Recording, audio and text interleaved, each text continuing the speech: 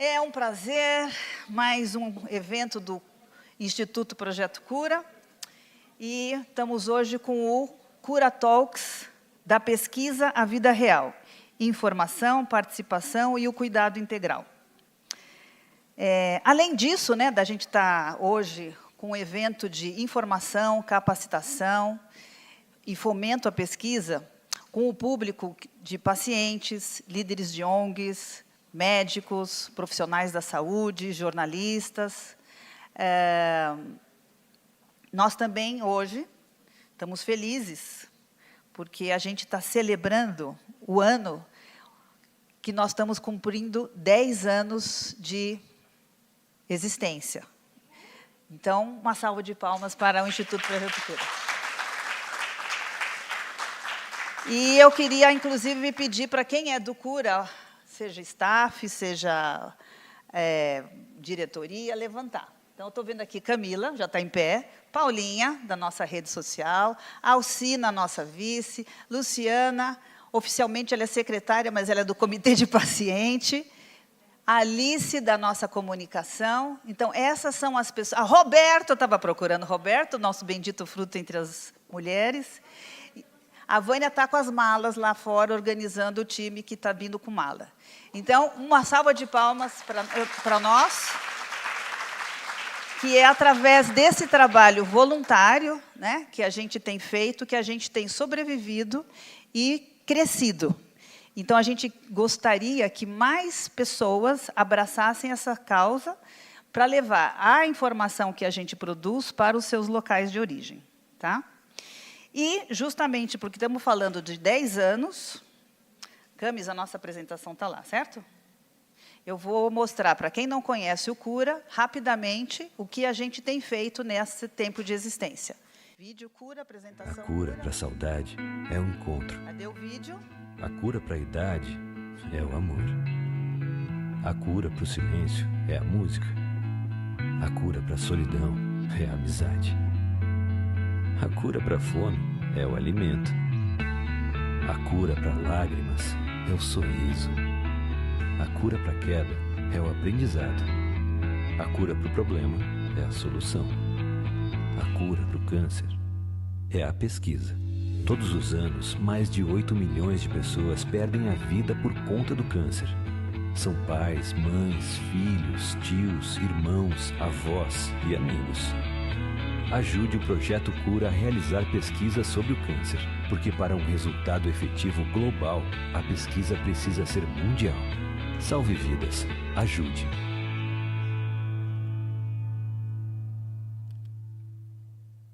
Bom, eu vou começando, então, sem a apresentação.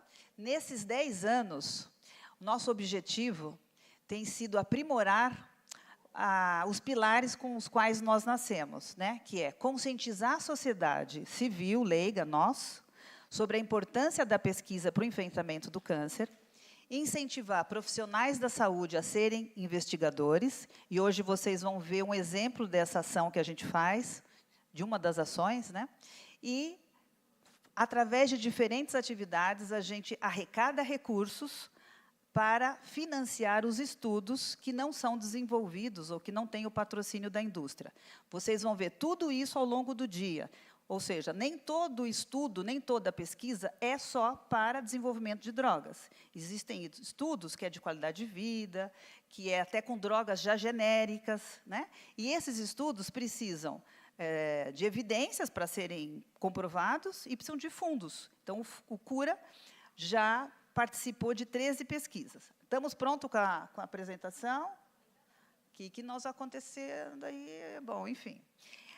Bom, então, nesses 10 anos, nós temos 13 pesquisas financiadas. Tá?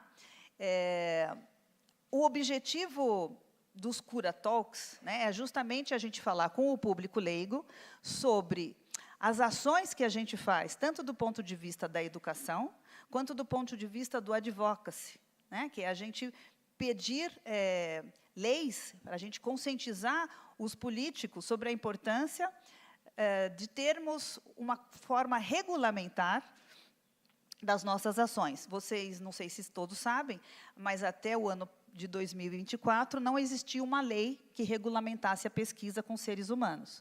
Nós trabalhamos muito em prol disso, ou seja, e falar com os parlamentares para que entendesse, porque eles também são sociedade, não são médicos e também não entendem por que tinha que ter uma lei.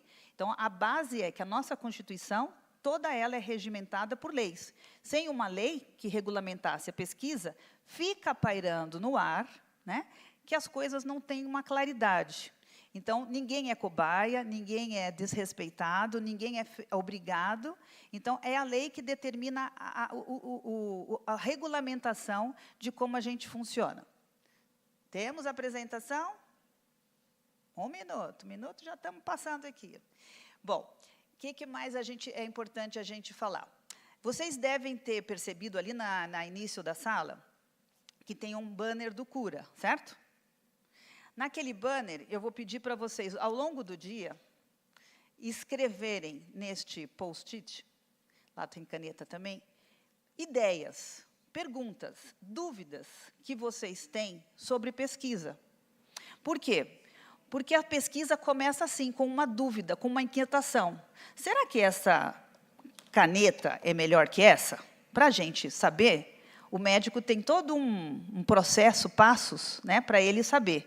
Então, a gente precisa de ter questões. E hoje, mais do que nunca, os pacientes estão participando desse que a gente chama desenho do estudo. Porque o médico ele faz a pesquisa em torno daquilo que ele está vivendo, a ciência. Né? Então, se aquela molécula é melhor que aquela molécula, se esse exame é melhor...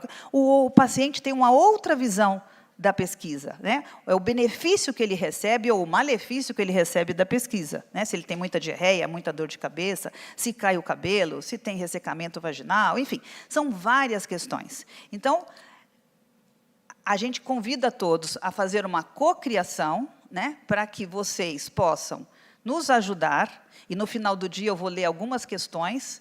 Quem sabe a gente daqui sai com uma ideia de uma pesquisa para a gente passar para os médicos o que eles deverão pensar em construir, em desenhar no futuro. Então, nós seremos nós temos dentro do Cura, vocês vão ver aqui, as ações onde a gente capacita os pacientes para entender de pesquisa e também onde que os pacientes podem apoiar no desenvolvimento da pesquisa. Então, agora sim, aqui é o nosso time. Então, em cima tem a nossa diretoria, né, quem está no estatuto. Nós temos todo o nosso trabalho, tem uma curadoria científica. Então, nós temos um comitê científico, doutora Heloísa, doutor Max, doutora Lília, doutor William, doutora Aquinar, doutora Poliana, doutor Eduardo, doutor Gessé, doutor Fábio Ione. Então, todos esses, antes éramos 6, agora expandimos para 9. Esse time todo, junto com a nossa comunicação, Camila, Paula, Renata, Tamires e Alice, que está aqui, é o que vai dando forma às nossas ações. Eu já falei disso, né? Conscientizamos, incentivamos, financiamos.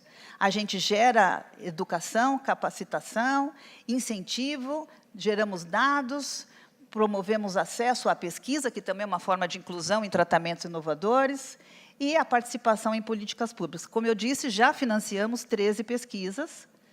E também uma grande novidade nossa, né, uma ferramenta que a gente entregou para a sociedade, que é uma plataforma, onde antes só médicos e profissionais da saúde tinham acesso às plataformas. Hoje, o Cura, a instituição vanguardista, né, que fomenta a pesquisa, hoje tem uma plataforma, chama Plataforma Cura, com muitos benefícios para vocês, que vocês podem agora se capacitar e, na hora de conversar com o médico, falar: doutor, esse protocolo que o senhor está me pondo é o melhor ou é o melhor seria eu entrar numa pesquisa?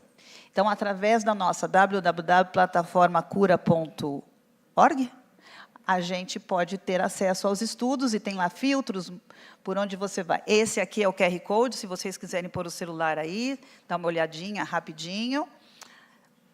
1, 2, não podemos passar, porque eu já perdi tempo aqui.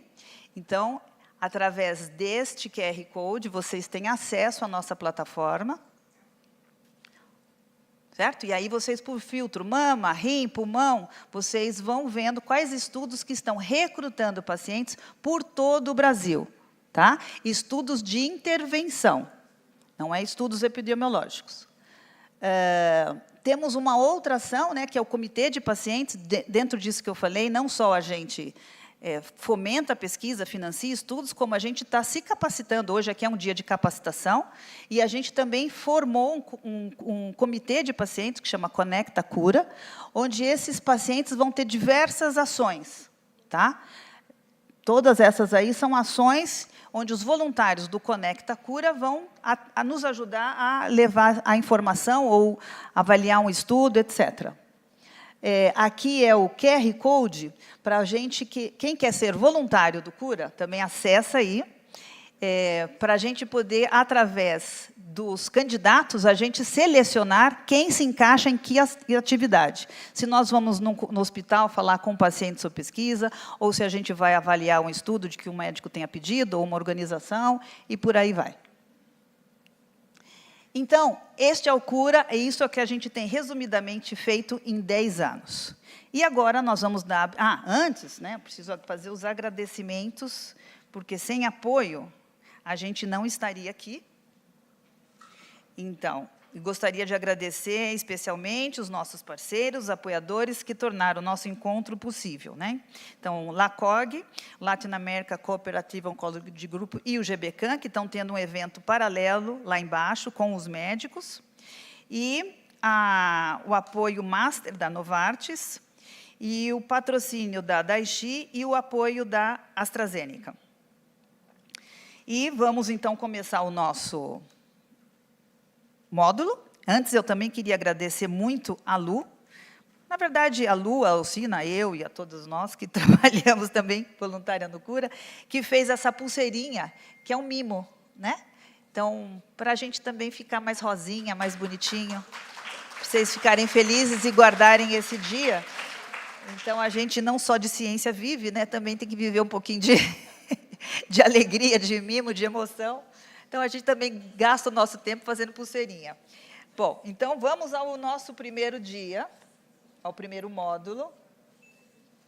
Eu acho que eu me organizo, mas eu acabo me desorganizando, tá, gente? Então, o primeiro módulo de hoje é Novidades de San Antônio. É um congresso de mama que acontece todo ano, em dezembro, na cidade de San Antônio, onde todos os estudos que estão acontecendo no mundo, os melhores estudos, vão para este congresso nos Estados Unidos, nessa cidade de San Antônio, e nesse congresso, né, participam médicos, ONGs, etc. E vocês vão, a ideia é que vocês entendam, né, os médicos vão trazer as novidades desse congresso e vocês vão pensar, né, o que isso significa para mim? Qual o impacto disso na minha vida, no meu tratamento, ou se eu sou de uma ONG? O que isso vai ajudar as pessoas que nos seguem e por aí vamos? Então, vou chamar aqui os médicos. O doutor Rodrigo Guidalini, por favor.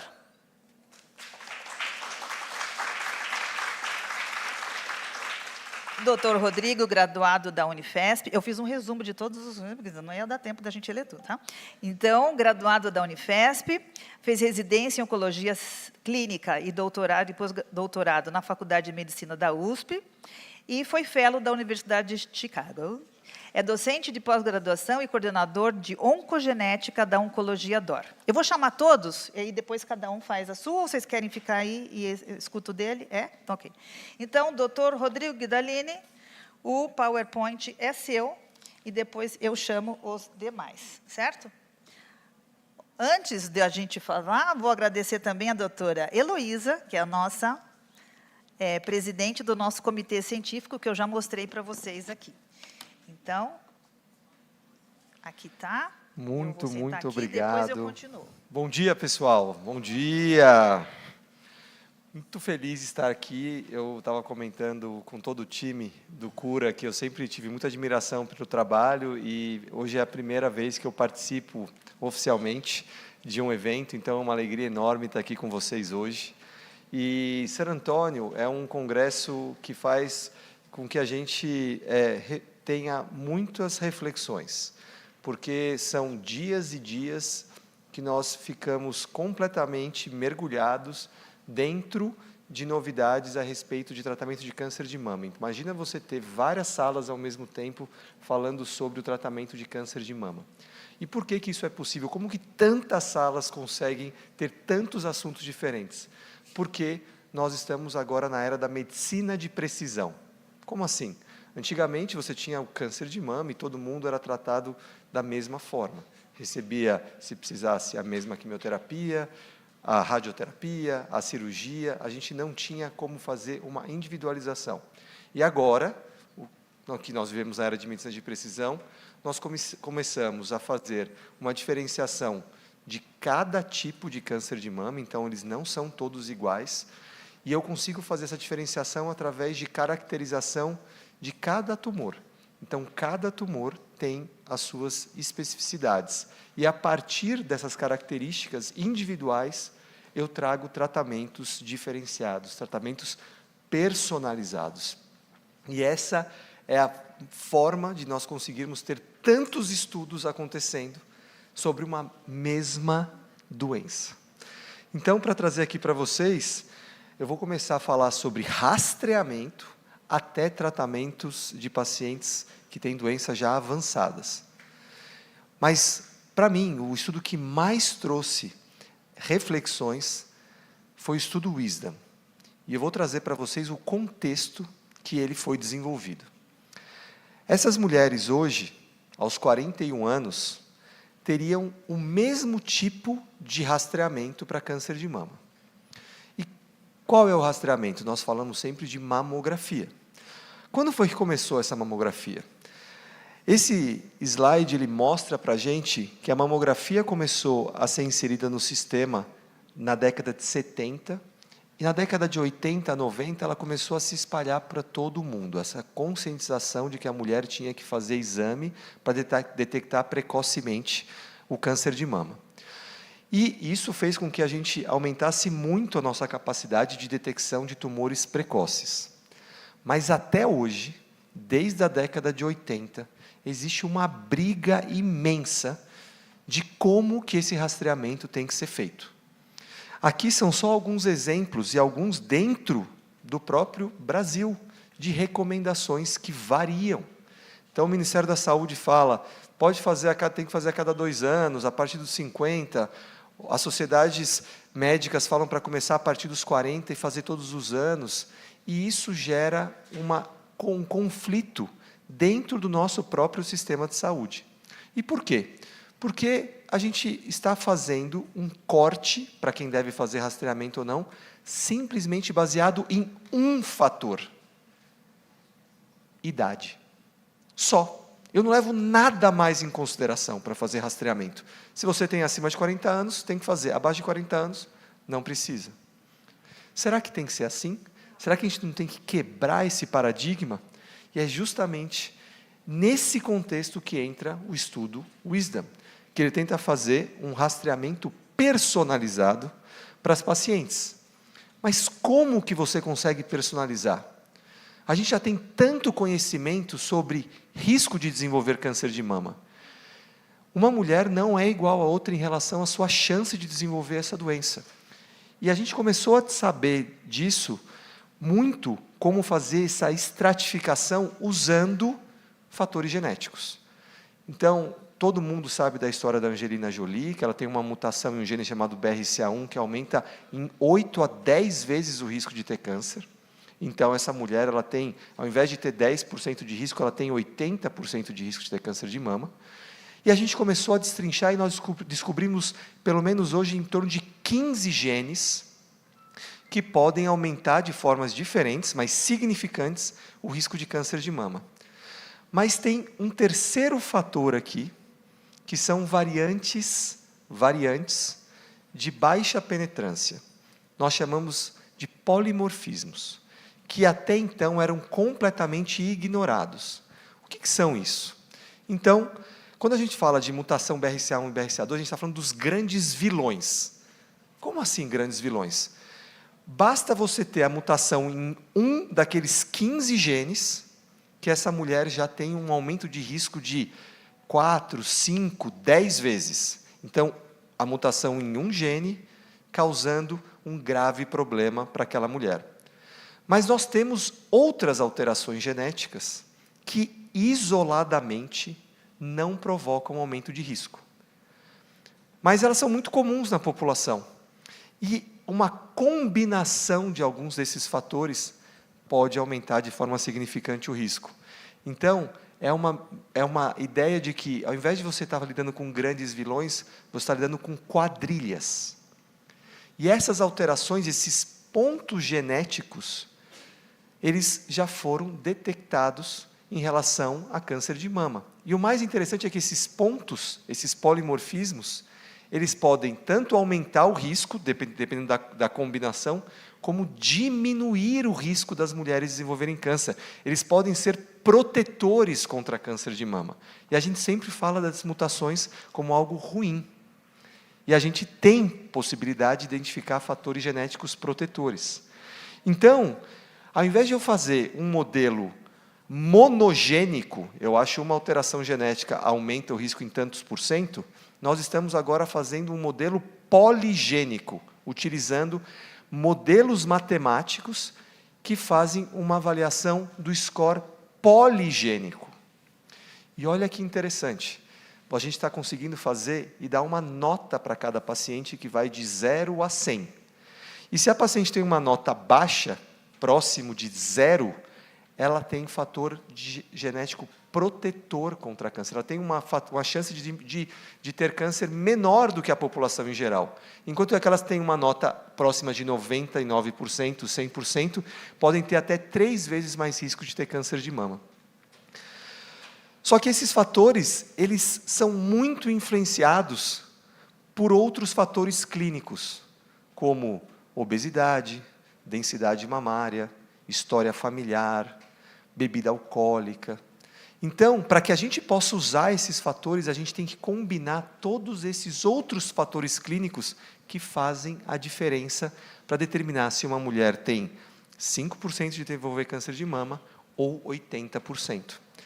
E aí, a gente volta para aquela mesma figura, e hoje aquelas duas mulheres recebem o mesmo rastreamento. Mas se você fizer uma análise mais apurada de cada uma delas, a Verônica aqui, ela tinha uma mutação de BRCA1 e 2.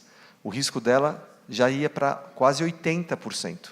Enquanto que a Kim, ela tinha um score de risco poligênico super baixo, super magrinha, não bebia nada, densidade mamária baixa, e olha só que interessante, ela tem menos de 5% de ter câncer de mama, e elas estão recebendo o mesmo rastreamento. Então aí chega o estudo Wisdom, para tentar fazer uma grande diferenciação, tentar propor um rastreamento individualizado, personalizado, utilizando todos os fatores, só um minutinho, isso, todos os fatores para estratificar as pacientes em baixo risco, risco habitual ou alto risco, e oferecer para elas formas diferentes de fazer o rastreamento. Como que ele fez isso? Fazendo essa estratificação, e para aquelas mulheres de baixo risco, você começa a partir dos 50 anos. Entre o risco intermediário, mamografia, começa a partir dos 40 anos. E paciente com alto risco, pacientes têm que fazer tanto mamografia como ressonância. E dessa forma, ela conseguiu randomizar dezenas de milhares de pacientes. Como assim? Ela pegou várias pacientes, mandava na sua casa uma kit de saliva, ela coletava, entregava de volta no correio, fazia o cálculo de risco clínico e determinava se essa paciente precisava fazer um rastreamento baseado em risco ou o rastreamento habitual que nós fazemos hoje, baseado somente na idade. E ela queria saber o quê? Será que essas mulheres, quando você faz menos ou mais, isso impacta negativamente na detecção de câncer de mama? Ou será que a gente vai estar fazendo mal para essas pacientes fazendo esse tipo de rastreamento? Como que você mede isso? Vendo se os tumores detectados em um braço que fez o rastreamento personalizado foi tumores maiores do que aqueles que fez no braço, que é o padrão hoje. Esse era o principal desfecho desse estudo. E o que ele mostrou? Ele mostrou que não houve diferença alguma. A capacidade de detecção era a mesma. Ou seja, eu podia diminuir para algumas pacientes, guardando o recurso aqui, e aumentar o rastreamento para outras que têm maior risco. E isso não interferia na minha capacidade de detecção de câncer de mama para essas pacientes. E pasmem, se nós fizermos isso, existe uma estimativa de que o custo de rastreamento populacional fica 4 vezes menor. 4 vezes menor do que o risco atual, sem trazer prejuízo, fazendo algo personalizado. Então, o que eles comentam, a pesquisadora principal? Que você precisa fazer mais para quem precisa e menos para quem tem menos risco. Fazendo, então, uma estratificação populacional para determinar como cada uma tem que fazer o seu rastreamento. Isso não é fantástico? Imagina se a gente conseguir implementar isso aqui no Brasil. E para finalizar, uma outra área que vem crescendo muito chama-se biópsia líquida. Vocês estão escutando muito isso. O que é uma biópsia líquida? Todas as células do nosso corpo, quando elas morrem, o que acontece com o material genético que está dentro delas? Uma parte é encaminhada para a corrente sanguínea. Então, você tem dentro do seu sangue, correndo uma série de cadeias de DNA, de células que estão morrendo. O que acontece com as células tumorais? Elas se replicam muito, elas se renovam muito, então algumas morrem e outras nascem. Então, uma parte do DNA circulante são de células normais. Mas se um paciente tem câncer, uma partezinha do DNA dele, na realidade, tem origem da célula tumoral. E agora a gente consegue fazer o sequenciamento somente deste fragmento de DNA que vem da célula tumoral. Eu consigo diferenciar o que é o DNA de uma célula normal de uma célula tumoral, conseguindo fazer análises e classificação de câncer baseada justamente em um exame de sangue, ao invés de eu precisar ir lá e fazer uma biópsia no tumor para tentar identificar alterações genéticas. Essa ferramenta, que é extremamente poderosa, está começando a ser incorporada em vários momentos da jornada da paciente com câncer de mama. Em San Antônio, a gente teve trabalhos muito relevantes dentro disso. A gente teve trabalhos que avaliaram pacientes que fizeram todo o tratamento quando a doença ainda era curável e analisaram se o DNA circulante tumoral, presente ou ausente, tem impacto enquanto ela tem chance de ficar curada, até em tratamentos metastáticos. Como isso? Vamos lá que eu vou mostrar aqui os estudos para vocês. Estamos falando de um estudo de câncer de mama. As pacientes de câncer de mama receptor hormonal positivo. As pacientes fizeram todo o tratamento padrão curativo, cirurgia, químio, quem precisava, rádio, e depois começou a hormonioterapia junto com o inibidor de ciclina. E eles fizeram uma análise desses pacientes, perdão, isso aqui é o estudo Fergen, acho que passou aqui, é esse daqui. Eles fizeram uma análise quando elas começaram a fazer o tratamento com a hormonioterapia, para saber se o DNA circulante tumoral continha fragmentos de tumores ainda. Então, imagina você fazer todo o tratamento, mas ainda tem um pouquinho de fragmento de DNA do tumor circulando. E aí o que elas fizeram? Compararam com aquelas que não tinham fragmentos de DNA circulante. E olha a diferença do risco de recorrência. As mulheres que não tinham fragmentos de DNA tinham uma chance enorme de ficar curadas, que é a curva lá de cima. Que é a curva lá de cima azul. E as pacientes que têm um DNA circulante presente, elas têm um risco muito maior de recorrer, mesmo após todo o tratamento. E naquele momento, você fazia todos os exames de imagem e não via nada. Você via só uma doença residual que tinha ficado no sangue da paciente, através dessa análise. E isso foi visto tanto para pacientes com câncer de mama receptor hormonal positivo, HER2 positivo também, esses são os gráficos de pacientes do tipo do câncer HER2, avaliando esse mesmo cenário de DNA circulante tumoral, e esses são os gráficos de tumores triplo negativo. Então, você tem, para os 3 tipos de tumores, uma análise sendo feita de ctDNA para determinar qual é o risco de recorrência dessas pacientes. E, para finalizar, esse DNA, a avaliação de DNA circulante tumoral está começando a ser feito em pacientes metastáticas, para você fazer uma mudança do tratamento antes que a paciente tenha uma progressão da doença clinicamente significante. Então, imagine uma paciente com câncer de mama com metástase óssea, e aí você começa um tratamento, ela está funcionando, ela está se beneficiando, mas como que você troca o tratamento? Quando ela começa a ter dor de novo, porque a metástase cresceu. Será que eu não consigo interceptar esse crescimento? Antes de ter o crescimento do tumor, algum mecanismo de resistência pelo sangue e trocar o tratamento antes de ela ter o sintoma, antes de ela ter a doença aumentando? Esse é o estudo Serena 6, mostrando que o ctDNA, DNA circulante tumoral, consegue ser utilizado nesse cenário, aumentando a sobrevida livre de progressão dessas pacientes, e isso pode ser agora mensurado a partir de técnicas de sequenciamento de DNA ao longo do tratamento.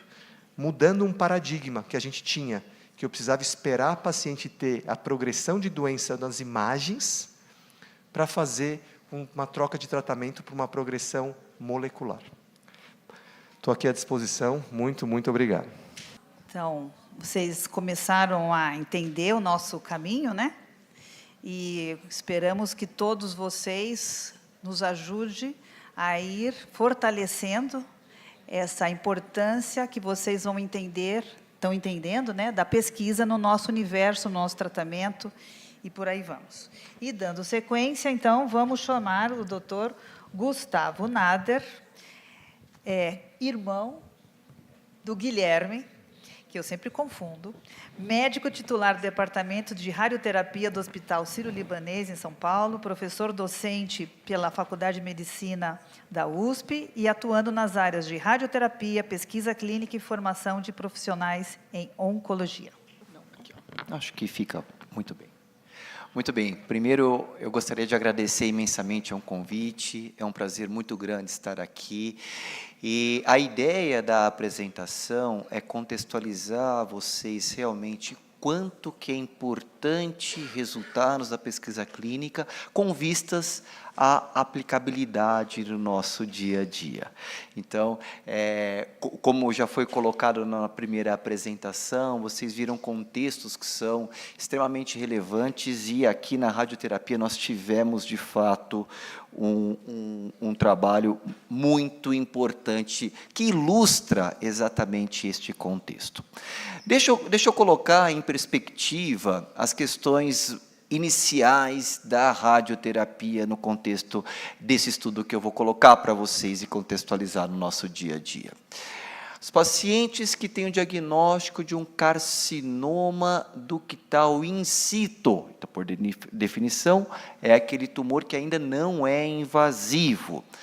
A máxima de tratamento envolve cirurgia, normalmente, seguida de tratamento complementar, com radioterapia, com ou sem hormonioterapia, dependendo de uma situação específica. Então, nós estamos numa seara de uma situação clinicamente muito favorável. Tá? E aí, então, nós temos que entender como que a radioterapia pode ser realizada no contexto de que o tratamento seja entregue de uma forma mais otimizada possível e que, será que essa radioterapia ela não poderia trazer um benefício adicional se otimizada, por exemplo, fazendo um reforço de dose de radiação no local em que o tumor de fato cresceu, na mama? Então, dentro dessa perspectiva, exatamente suscita a ideia e o racional desse importante estudo. Tudo bem? É isso. Então, a radioterapia ela tem realmente um papel bastante estabelecido nesse cenário, com o objetivo de trazer um tratamento complementar pós-cirurgia, com o grande mote de redução das chances do tumor voltar, tá? Depois que o tratamento cirúrgico seja realizado. E nós sabemos que, classicamente, o esquema que era dito padrão constituía em 25 aplicações, ou 28 aplicações, ou seja, 5 a 6 semanas de tratamento. Tá? E aquela complementação de dose no leito operatório, que nós chamamos tecnicamente de boost, tá? Um reforço de dose, não sabia se ao certo se deveria ou não ser realizado.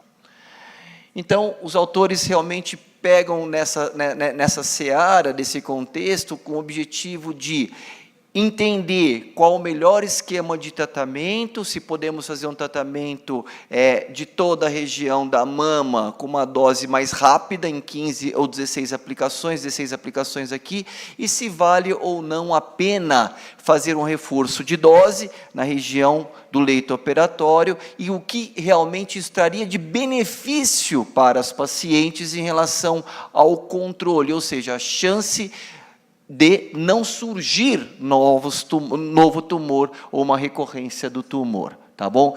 Então, existem, obviamente, alguns objetivos acadêmicos, né, secundários, de avaliação, inclusive, de impactos nas diferentes formas de tratar, nos efeitos colaterais, também nas recorrências, não só na mama, mas como nos gânglios e também relacionados à mortalidade de uma forma geral e qualidade de vida e aspectos relacionados à cosmese.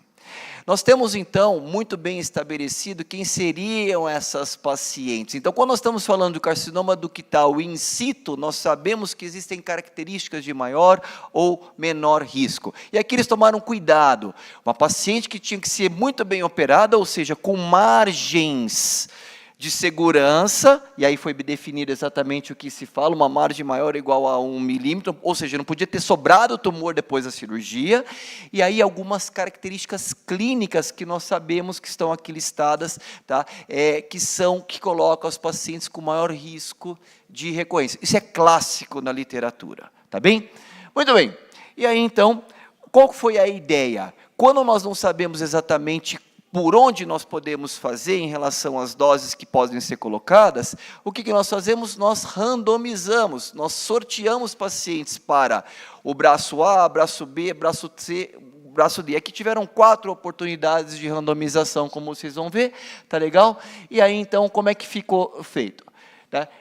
Grupos poderiam escolher nesse cenário, fazer radioterapia com esquema padrão, que até então era de 25 aplicações, 5 semanas de tratamento, ou 16, com ou sem, nesses 2 grupos, o reforço de dose naquele leito operatório, tá bem?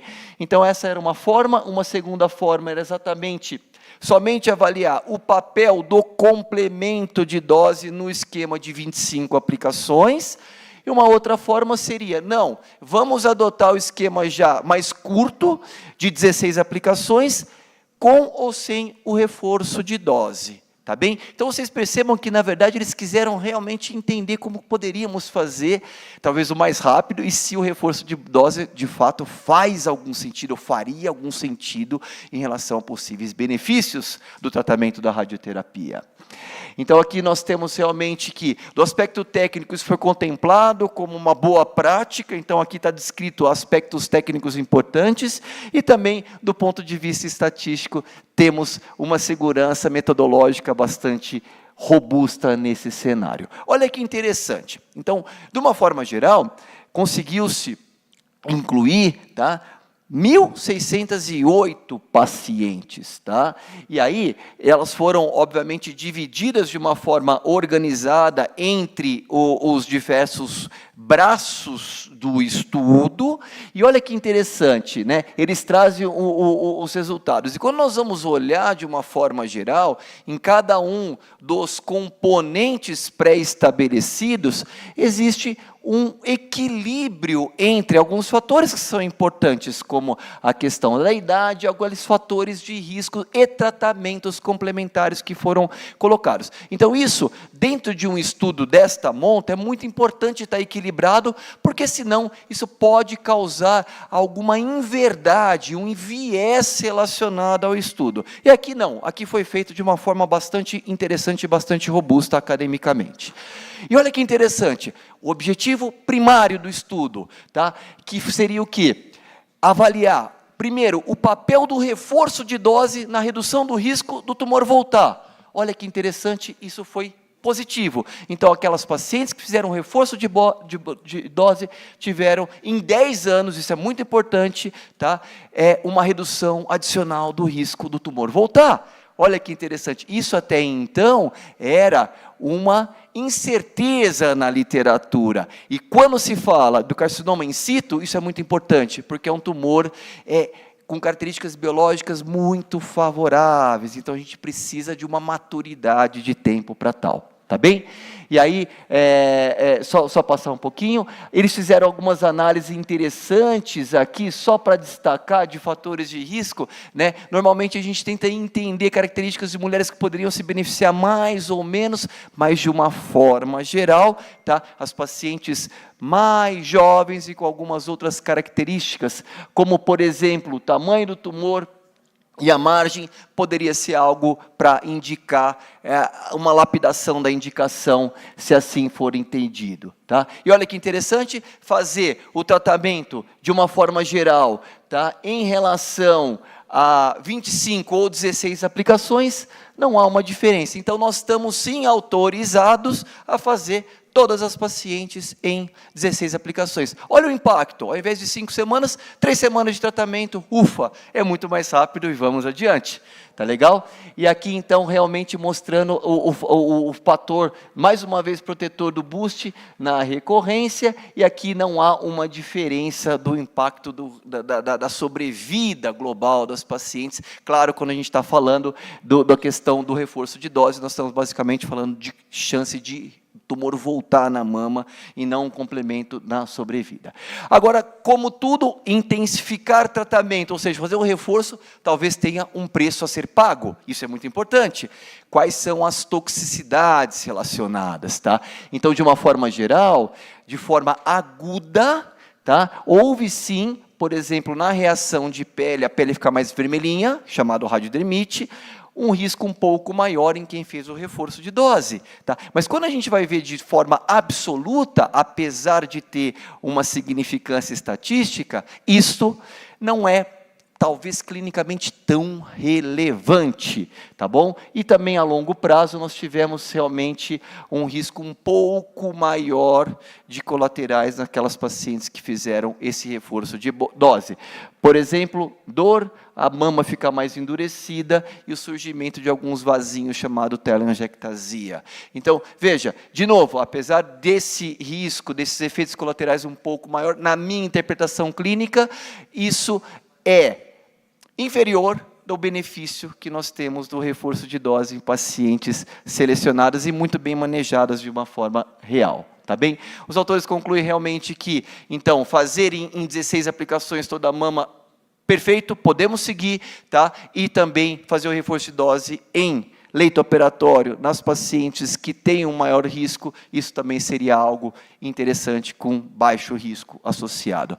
Só para contextualizar, tá legal? Isso soma-se, eu vou ser bem rápido agora, só para vocês entenderem como está tudo amarrado numa questão global, tá? Isso soma-se realmente na utilização desse esquema mais curto que nós chamamos de hipofracionamento moderado, fazer em 15 ou 16 aplicações, uma vez que historicamente nós basicamente abandonamos o esquema de 25 a 28 aplicações e utilizamos isso de uma forma histórica bastante robusta e, mais recentemente, para situações iniciais, nós estamos autorizados, inclusive, a fazer em 5 aplicações. Tá? Então, isso realmente otimiza ainda mais todo esse cenário. Tá? E aqui, só para curiosidade, tá bem? Nós temos diversos outros estudos, e aqui não só aqui não no tumor in situ, mas no tumor invasivo, que nos autoriza, de fato, fazer realmente esse tratamento de uma forma bastante positiva, uma vez que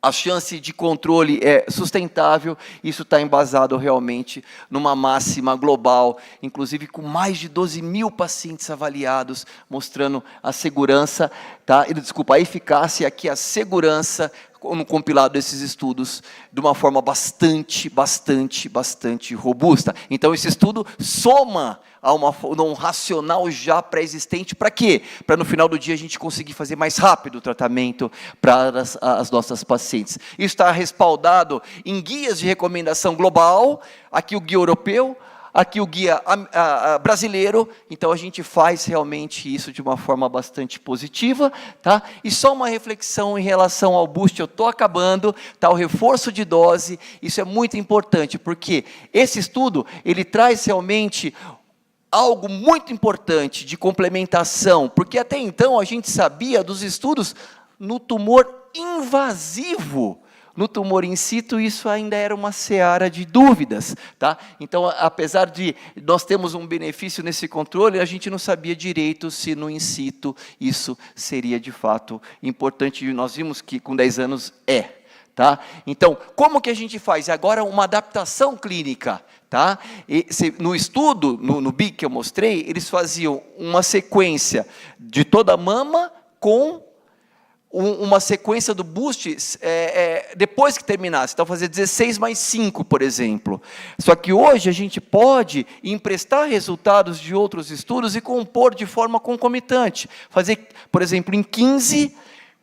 e o reforço de dose de forma concomitante, junto, ou seja, totalizando 15 aplicações apenas. Estou terminando, tá legal? Isso vem realmente de outros trabalhos nessa seara, que mostram realmente segurança e eficácia. Tá? Então, emprestar o racional de um e no outro é muito importante, e eu acredito que isso, de fato, seja muito relevante. E, para finalizar, que o meu tempo já colocou, vocês viram que eu mencionei, hoje, a real possibilidade de fazer em 5 aplicações apenas. Olha que coisa maravilhosa, né? Então, nós temos realmente um corpo nesse cenário, mostrando que, através desse estudo que não colocou paciente com doença in situ, que é o nosso mote central, mas a gente pode emprestar os resultados desse trabalho para fazer no in situ, sim, porque se funciona em invasivo, por que não funciona in situ? E aí, então, nós temos realmente toda essa gama de evidências mostrando segurança e eficácia, tá? E só para lembrar um cuidado, que eu vou passar um pouquinho rápido aqui, aqui é o mais importante, tá? Tem muita gente querendo fazer esse reforço de dose também de forma associada, tá? Tem que tomar cuidado, porque aqui nós temos que esperar um pouquinho mais para você fazer, se nós podemos fazer 5 e esse reforço de dose junto, porque nós sabemos que isso é muito novo e pode ter a chance de efeitos colaterais adicionais. Então, às vezes, a nossa ânsia e vontade de fazer tudo muito rápido tem que esperar um pouquinho para não colocarmos os nossos pacientes em risco, e isso claramente está sendo testado rapidinho em um novo estudo que nós não temos resultados ainda, e provavelmente deve ser apresentado num grande congresso antes da publicação, tá legal? Então, nós temos realmente esse estudo, que ele é muito importante para a prática clínica, que foi exatamente o mote. Nós temos 10 anos de acompanhamento, seleção realmente adequada das pacientes, e eu acho que a gente pode emprestar um racional, sim, baseado em todo o histórico, e quando a gente faz um boost nessas pacientes, fazer de forma junta, concomitante, que é mais rápido, ou seja, na minha prática, quando a gente faz com boost, 15 aplicações está resolvido, deixando as 30 do passado, tá bem? Era isso que eu tinha para falar, muito obrigado. Então, vocês vão entendendo, né? Randomização, braço controle, sobrevida global, radioterapia, recidiva, isso tudo são conceitos que a gente tem que ir assimilando nesses eventos. Não é só a gente achar que, vamos fazer pesquisa, legal. Não, não é bem assim, né? Então, a gente tem que estudar, aprender, reter e multiplicar. Então, dando sequência, eu vou chamar aqui o doutor Rufo Freitas. Rufo, eu vou ter que te penalizar, vou ter que tirar uns minutos seus, porque a gente vai também aproveitar o debate para fazer uma homenagem ao doutor Rufo.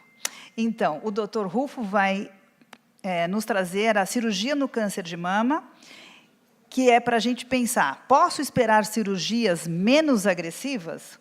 O Dr. Rufo é mestre e doutor pela Universidade Estadual de Campinas, Unicamp, atua como professor titular da Faculdade de Medicina da Universidade Federal de Goiás e é médico titular do Hospital Araújo Jorge. E hoje vai ser, mais uma vez, entregue o prêmio Renata Torma Procyanoi, que ele recebeu em 2025, e hoje vocês, público leigo, vão entender a importância do prêmio e do estudo dele.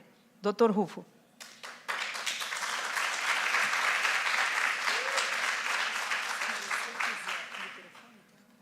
Tá. Não, aqui está tranquilo. E aí, meninas, bom dia, tudo bom? Bom dia. Bom dia com alegria, pessoal. Esse negócio aí está fraco aí. Agora fiquei feliz. E quando vocês deixam o cirurgião feliz, esse cirurgião tende a operar menos. Ah, isso é importante. E aí ele também tem que falar menos. Muito bem. Quando esperar menos cirurgia, a gente tem que pensar de como veio. Esse aqui é uma bio que já foi falada, vamos para frente, meus conflitos de interesse, né, se a gente sempre acaba. Mas a apresentação são esses 5 pontos aqui.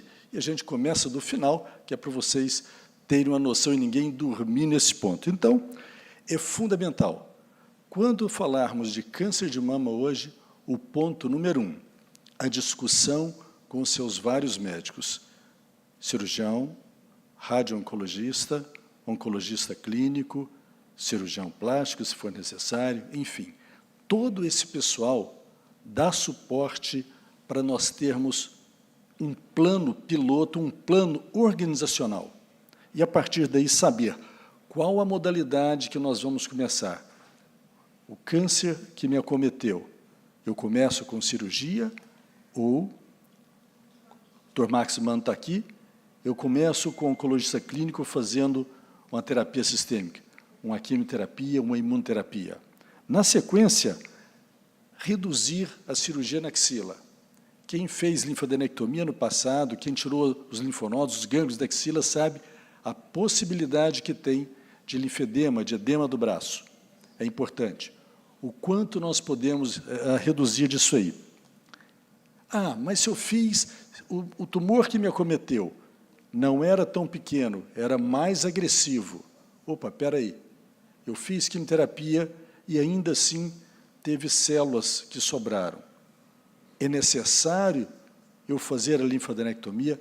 Ainda, nesses casos de 2026, é necessário. E, por fim, a questão estética é fundamental e os cirurgiões brasileiros que vos servem são top de linha no mundo dessa história toda. Muito bem. Olha que diferença que foi.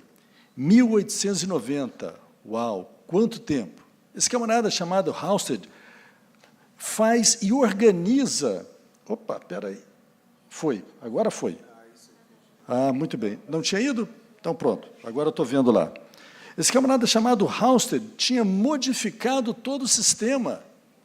Ele organizou de fato, quando se retira toda a mama e todos os linfonodos, para quem não era nunca tratado e curado, algumas mulheres conseguiram ser curadas, ainda que tivesse esse tremendo dessa dificuldade. Axila, perda da mama, perda de parte de sua feminilidade, mas a vida, em algumas delas, foi favorecido. Bom, a grande diferença dessa história toda é que vocês viram que o Guindalini falou para vocês ainda há pouco. E, dentro disso, nós começamos a ver que os tumores são diferentes. E os tumores são diferentes porque as células que ali estão podem ter receptores de hormônio, elas podem ter HER2 ou pode não ter nenhum deles. E isso fez com que nós entendêssemos de que um tumor é diferente do outro, e esse tumor, sendo diferente do outro, permite de que nós também possamos fazer tratamentos que sejam mais personalizados, mais individualizados. E de Halsted para cá, enquanto cirurgião, nós vimos a nossa cirurgia ser modificada, ser diminuída, e hoje, então, trabalhamos com a cirurgia para saber se as margens estão livres, para saber que o tumor não vai voltar, ou reduzir o máximo possível do retorno desse tumor naquela mama, e, obviamente, também para fazer uma parte estética associada com uma boa performance oncológica. Por outro lado, nessa parte de baixo, vocês vão ver aqui o desenvolvimento de várias drogas, incluindo endocrinoterapia, imunoterapia, conjugados anticorpo-drogas, tudo isso sendo melhorado em benefício à paciente que teve o infortúnio de ter câncer de mama. De forma que o tratamento também mudou. Em 2020, era dessa forma. Nós tínhamos, na grande maioria, Os tumores, a cirurgia começava com quase tudo. Deixava a cirurgia, o tratamento sistêmico, começando com quimioterapia, para um pequeno número de pessoas. Depois disso, então, em 2010, isso já avança. Os tumores passam a ser... A nossa interpretação passa a ser diferente. E aí já mudamos tudo. Em 2020, isso muda mais ainda. Em 2026, agora nós temos uma capacidade de organizar e verificar de maneira adequada, mais do que a idade da paciente, mais do que o tamanho da paciente, outros marcadores, fazendo com que o tratamento seja mais personalizado e sabendo se eu vou começar com cirurgia ou com quimioterapia. Aonde descalonar, aonde eu retirar esse tratamento cirúrgico? Muito bem. Vamos começar, então, com setorectomia, fazendo um setor. Se eu tenho um tumor pequeno, de bom prognóstico, cirurgia pequena. Mas eu posso fazer também, eu posso fazer radioterapia parcial. Se, além da radioterapia parcial, eu posso, eventualmente, não fazer ou não ir à axila mais. Nós não estamos falando mais de linfadenectomia, mas de coisas simples e pequenas. E, a partir daí, eventualmente, no futuro próximo, talvez não ser preciso operar, mas sim ressecar a lesão através de uma pequena incisão e de uma ressecção dirigida por ultrassonografia ou por ressonância magnética. Esse é um futuro bem promissor. Mas eu vou colocar para vocês alguma coisa que já é realidade. Radioterapia intraoperatória. A paciente faz, ao mesmo tempo, a ressecção da lesão e ainda conversando com a gente, batendo papo, vendo, já tirou a foto aí ou não? Então, é isso, um dia só de aplicação. Ok? Muito bem. Para além disso, e agora, vamos trabalhar em um outro sentido. Podemos ou não esperar cirurgias menos agressivas quando a axila não está livre? Muito bem. Aqui, quando a axila está livre, já dá para nós não irmos mais na axila, se não for comprometer nosso tratamento sistêmico, se não for atrapalhar a vida do Dr. Max através dos estudos. Se ele for utilizar inibidores de ciclina, é importante fazermos. Ou para nós também sabermos se, porventura, a paciente irá ou não utilizar quimioterapia através desses marcadores. Mais do que isso, esse trabalho, por exemplo, aqui de São Paulo, no SUS, mostra a importância que é de nós trazermos essa questão toda da axila, se ela está ou não comprometida. Por vezes é necessário ir ainda nessa axila. Enfim, e nesse caso, então, por outro lado, quando nós não temos condição de, depois de uma quimioterapia sistêmica, ter tido uma resposta completa, acabarmos com o tumor, então, nesses casos, ainda é muito importante nós irmos à axila. É importante fazermos a linfadenectomia. Então, nós teremos algumas pacientes que, em 2026, necessitarão de ter a axila esvaziada com a chance de linfedema. Enfim, talvez no futuro isso mude, mas ainda é daqui a alguns anos. Por fim, o mais importante, ou talvez tão importante quanto as outras coisas, treinamento dos nossos cirurgiões, aliando a questão oncológica à estética. E, como eu falei, os cirurgiões brasileiros estão na vanguarda em benefício de vocês. E a questão dos estudos clínicos colocados pela Fernanda e da importância de se colocar dinheiro nesses estudos clínicos em cirurgia é fundamental para que os nossos cirurgiões no Brasil possam continuar estimulados, treinando cirurgiões do mundo inteiro e favorecendo nossas pacientes brasileiras. Obrigado, Fernanda, por essa possibilidade.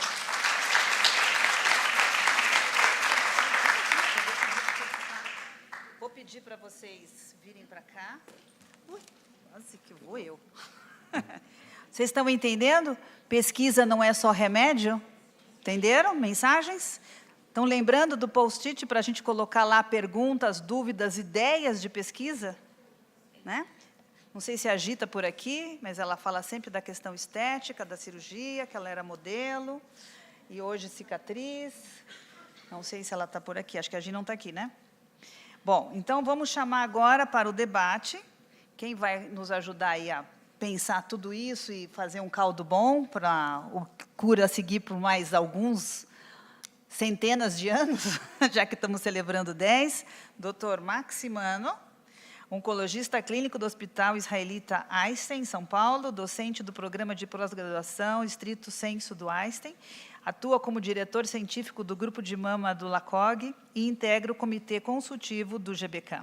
Membro do comitê consultivo da Sharing Progress in Cancer Care e diretor da Sociedade Brasileira de Oncologia Clínica e integrante do comitê científico do Instituto Projeto Cura. Isso é o mais importante, Max.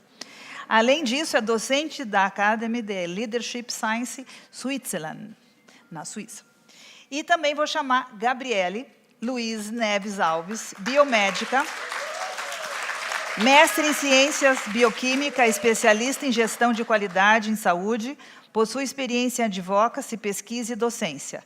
Paciente advogada da saúde, possui experiência, não, estou repetindo, e coordenadora da Pesquisa e Informação em Saúde na Federação Brasileira da Instituição Filantrópica de Apoio ao Câncer à Saúde da Mama, FEMAMA. Bom, então, para a gente entender o cenário, né? Então, vocês entenderam, quando vocês chegam para o médico, vem sempre o clínico, tem as questões genéticas, tem as mutações, tem a cirurgia, tem a quimioterapia, ou tem a imunoterapia, tem a cirurgia, ou seja, onde tudo isso vai dar? O que começa primeiro, o que começa depois, né? E eles foram, todos esses que estão aqui, foram para San Antônio em dezembro. Então, a nossa ideia é ouvi-los, né? E eu vou começar pela Gabi, porque Gabi é parceira, né, como ONG, né? Por que uma ONG precisa estar atuando também nessa linha de frente com a pesquisa? Nós, Cura e FEMAMA, há uns 2 anos atrás, o ano passado, a gente levou para o Congresso uma pauta que é a incorporação dos BRCA1, BRCA2, né, o exame genético. Nós apoiamos essa ação que foi liderada pela FEMAMA. Então, tivemos reuniões com o Ministério da Saúde, na época do Alê, que a gente foi para Brasília. E por que nós temos que levar essas informações para os pacientes, né? Por que é importante nós, ONGs, estarmos envolvidos com as temáticas de advocacy e da pesquisa e da fundraising para essas pesquisas. Então, vou começar com você, Gabi. Qual foi a tua experiência lá em San Antônio? E o que você acha que isso tudo é bom para você como paciente e bom para a FEMAMA? Bom dia, pessoal. Tudo bem? É muita alegria estar aqui com vocês. É sempre legal, né, essa união entre pesquisadores, médicos e pacientes. É uma união que precisa acontecer, esse diálogo é muito rico. Então, só para contextualizar um pouco, né, eu, ano passado, participei de um processo seletivo de uma iniciativa chamada Alamo Advocacy Program, que é uma organização dos Estados Unidos que patrocina a ida de pacientes ao San Antônio Breast Cancer Symposium, né, que é o congresso onde trabalhos tão relevantes como esses foram apresentados. E eu fui lá como paciente advocate e como representante da FEMAMA.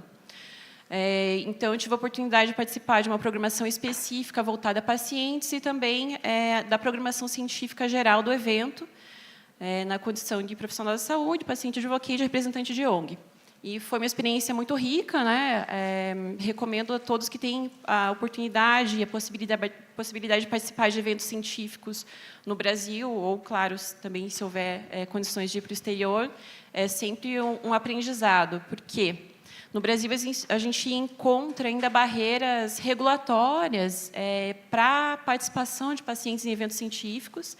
Isso é uma bandeira que a gente, dentro da área do advocacy em saúde, vem trabalhando para tentar romper, para que essa troca seja mais possível, né? Então, só para vocês terem uma ideia, nesse congresso em San Antônio, nos Estados Unidos, os pacientes fazem parte do comitê de organização do evento. Muitos dos painéis, além dos pesquisadores que apresentam os seus trabalhos e as suas pesquisas, têm a participação de um paciente que traz questionamentos, que traz a visão do paciente também nos estudos. Claro que não é qualquer paciente, né? A pessoa tem que ter ali algum tipo de qualificação e capacitação para estar ali, mas são sempre contribuições muito ricas, e a gente gostaria de reproduzir esse modelo no Brasil. Então, iniciativas como Cura e profissionais, pesquisadores que fazem essas trocas, eles são fundamentais para a gente trazer essa cultura para o Brasil. Claro que é uma linguagem técnica, é complicado compreender algumas coisas, mas é sobre nós. Então, é muito importante que o paciente esteja envolvido nessa conversa. Por quê? Por exemplo, quando a gente fala em radioterapia, né, que é uma questão tão intensa na jornada do paciente de câncer de mama, por exemplo, não dá um friozinho na barriga quando alguém fala assim, ó, a gente vai dar um boost, que é um aumento, né, assim, da intensidade ali para reduzir o número de sessões. Não dá uma preocupação aqui quando as pessoas têm problemas com efeitos colaterais graves da radioterapia, né? Então, o paciente estar envolvido no diálogo que vai colocar importância da qualidade de vida, a garantia, né, de que a qualidade de vida seja um elemento de preocupação dentro desse estudo, que isso esteja sendo olhado com a atenção que precisa, né? Porque, claro, o pesquisador ele tem o olhar do resultado, do que ele está avaliando ali e tal. Nem sempre a preocupação número 1 vai ser a qualidade de vida do paciente, o efeito colateral, ainda que isso esteja listado lá, né, no protocolo. Então, o paciente está ali com vez e voz para participar disso mais ativamente, faz toda a diferença em a gente ter depois a apresentação desse resultado validado, não apenas pelos pesquisadores, pelos números estatísticos, mas também pelos pacientes. Vocês não confiam mais em um estudo que teve uma validação de pacientes advocates? Eu confio mais. Em São Antônio, fiquei encantada de poder vivenciar isso e enxergar essa possibilidade. E, ao mesmo tempo, também a gente enxerga os desafios que são da nossa realidade aqui. Por exemplo, a questão da medicina de precisão. A gente precisa olhar para esse cuidado mais personalizado. Esse estudo Wisdom, que foi apresentado brilhantemente pelo Dr. Rodrigo aqui, sobre o rastreamento mais individualizado, né? Quando cada um precisa fazer, com que frequência, enfim. A gente precisa de uma avaliação de risco para isso. No Brasil, a gente não faz avaliação de risco. Todo mundo é igual. Então, a gente precisa trabalhar melhor a nossa linha de cuidado. Quem trabalha com advocacy em saúde, que nós aqui, a maior parte das pessoas faz isso, a gente precisa ter um olhar para isso. E como é que a gente vai falar em rastreamento personalizado se a gente não consegue nem a medicina de precisão? Enquanto eu estava em São Antônio, estava sendo avaliada na Conitec a inclusão da testagem genética para a avaliação de risco hereditário de câncer de mama no SUS. A FEMAMA participou dessa reunião como representante da Organização da Sociedade Civil. E eu estava lá em São Antônio, vendo tudo isso, vendo esses resultados incríveis que nós poderíamos trazer esse olhar para o Brasil, né, está bem atrasado. E, no entanto, o que aconteceu? Enquanto eu estava lá, o parecer inicial da Conitec foi desfavorável a essa incorporação. Então, eu não estou contando isso para desmotivar e falar, não, lá é melhor, aqui nunca vai ser bom. É o contrário, é para nos motivar o tamanho do desafio que a gente tem pela frente e a força que a gente precisa ter de união nesse momento para trazer essas iniciativas para o Brasil.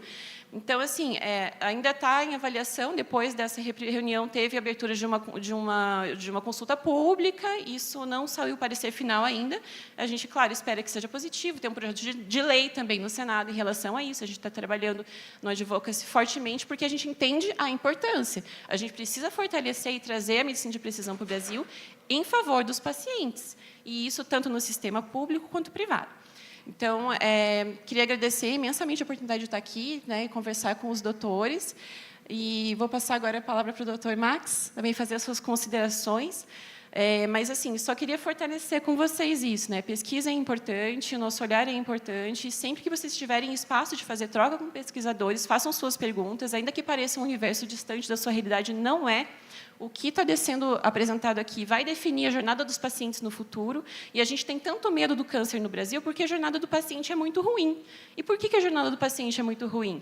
Porque a gente tem uma série de problemas no caminho. Então, a gente está aqui como representante de uma gama de pacientes enorme no Brasil, que a gente precisa melhorar essa jornada para todo mundo. Obrigada.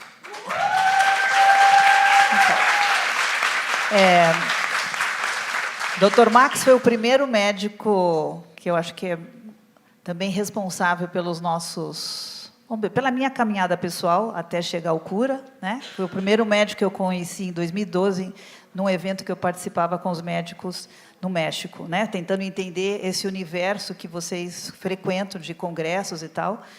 E me guardou o nome, né? Maximano, falaram, tem um brasileiro. Eu falei, nunca ouvi falar nesse Maximano, quem é esse Maximano, né?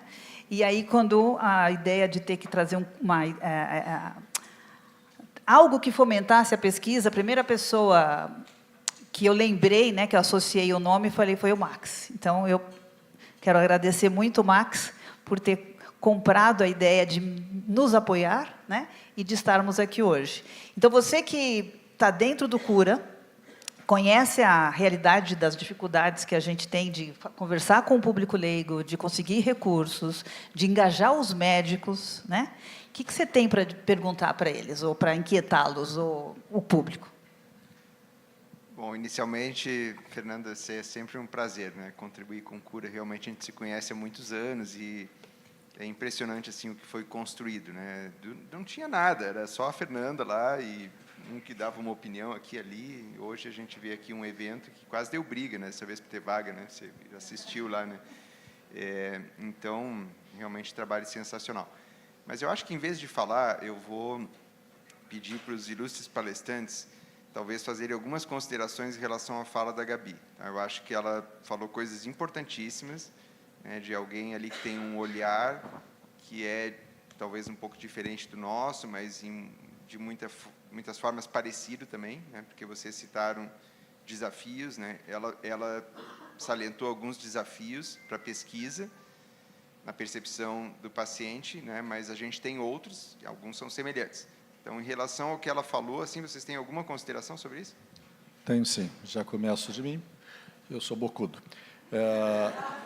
Além de um nariz e orelha desse tamanho, né, pessoal? Então, a grande questão hoje, a Gabriela tem razão, chama-se a dificuldade legal que nós temos de colocar a paciente no centro, ou a mulher, ou quem precisa, no centro dessa discussão.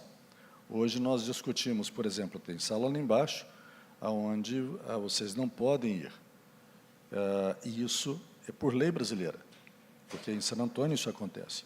Para mim, esse é o maior desafio que nós temos hoje, é quebrar essa barreira, fazendo com que vocês possam ser partícipes e estar no centro da decisão desde o início dela. A Fernanda colocou essa decisão no início também para se fazer os estudos clínicos, mas, de cara, isso é fundamental, que toda e qualquer tratamento, e vocês têm que ter esse entendimento do que tem mais novo. Esse tipo de ação que está acontecendo aqui, ele é novo no Brasil, e está se expandindo mais e mais, mas nós precisamos quebrar essa barreira. É fundamental para que haja esse engajamento melhor da sociedade, e é fundamental para que haja um entendimento depois de doação para instituições como o Instituto Cura. Então, esse, Gabriele, é o principal ponto, Max, que nós temos que desenvolver nesse aspecto em 2026. Queria trazer uma novidade. Eu estava conversando com a Fernanda aqui, que a gente está organizando a grade do Congresso de Oncologia Clínica que acontece no final do ano, e de repente chega a grade para mim com um modelo dizendo que era necessário inclusão de um paciente dentro da grade. E eu já tinha várias vezes perguntado se eu podia fazer isso, e sempre teve uma negativa por parte do Congresso, dos organizadores, justamente por causa dessas regulamentações. E esse ano vai ser uma quebra de paradigma. Então, eu estou responsável por duas mesas no Congresso, e das duas mesas existirão pacientes palestrando.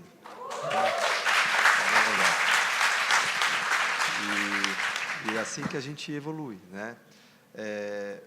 Lógico que eu vou comentar a respeito do que foi mencionado a respeito da incorporação de tecnologia, de sequenciamento. O que eu coloquei aqui para vocês foram duas tecnologias de sequenciamento genético. Uma delas, algo que é muito já de rotina para fazer estratificação de risco, como o uso de teste genético para definir pacientes com mutações de predisposição a câncer. isso já não é uma tecnologia tão inacessível. Para aquelas pacientes, por exemplo, que enxergam valor, estão dentro do SUS e acham que vale a pena se submeter a uma investigação genética, eu vou dizer aqui, em termos de valor, vocês vão falar assim, poxa, não é mais tão absurdo, custa em torno de R$ 1.500 um teste desses. Então, eu tenho muitas pacientes que enxergam valor e falam assim, eu acho que eu quero fazer, eu não vou esperar, né, que alguém faça para mim, eu vou atrás. E por que eu estou dizendo isso de valor? Porque os testes genéticos eles estão diminuindo muito o preço nos últimos tempos e você precisa fazer uma vez só o teste na vida inteira. E isso pode determinar como que você tem que ser seguida para o resto da sua vida, porque o código genético não muda, né? Então, você tem que colocar na equação, na hora que você vai fazer uma incorporação de tecnologia como essas, tudo que vai ser desencadeado a partir daquela informação. E não é fácil nos modelos matemáticos que a gente tem hoje para determinar se vale ou não a pena a incorporação. E muitas vezes os nossos governantes, a Conitec, os comitês, eles não conseguem ter essa percepção de valor que uma investigação dessas tem. E, por outro lado, aquela outra tecnologia que eu trouxe de biópsia líquida, ela ainda é muito, muito, muito inovadora, ela é muito cara ainda, e a gente hoje se pergunta como que isso vai ser incorporado na prática clínica, porque realmente, se você começar a fazer a cada 2, 3 meses uma biópsia para todas as pacientes, isso vai quebrar o sistema no valor que tem hoje. Então, essas conversas sobre incorporação de tecnologia, a gente tem que saber, sim, entender como que ela não vai quebrar o sistema, mas sim agregar ao sistema, como uma possibilidade de você usar uma tecnologia que reduz em aproximadamente 4 vezes o custo de rastreamento para a população geral. Então, essa é uma conversa que a gente tem que começar a ter como sociedade. Muito bem, eu queria fazer 2 comentários nessa seara.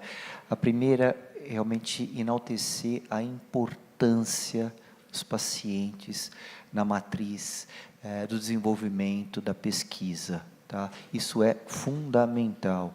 Eu tive algumas experiências ao longo da minha vida, e vou compartilhar uma com vocês, em que, no momento em que nós estávamos reunidos numa sala como essa, com especialistas do mundo inteiro, tá?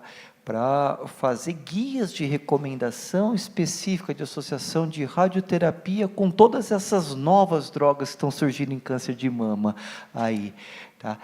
Vários colegas puderam expor academicamente as suas respectivas apresentações e nós tivemos a oportunidade de ter uma aula magna, tá? Que é exatamente de uma representante na perspectiva das pacientes, e isso foi realmente muito, muito, muito importante. Não é simplesmente estar por estar, é estar por estar, ser ouvido e trazer realmente contribuições que são relevantes em toda a construção disso. Então, são diversos momentos e, de fato, ela estava participando e participou de todo o processo até a execução final que chegou. E nós vamos ter uma atualização esse ano, ela estará lá presente, ela, não digo, representando todo o grupo.